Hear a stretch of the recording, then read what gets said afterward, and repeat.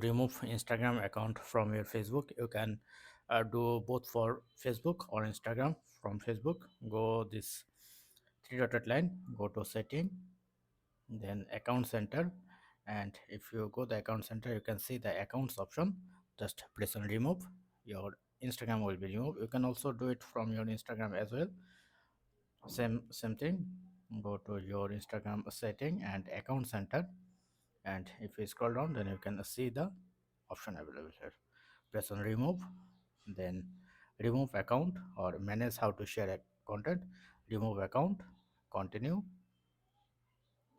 and uh not now, then your account will be removed. So that's it. Thank you. Don't forget to thumbs up and have a good day.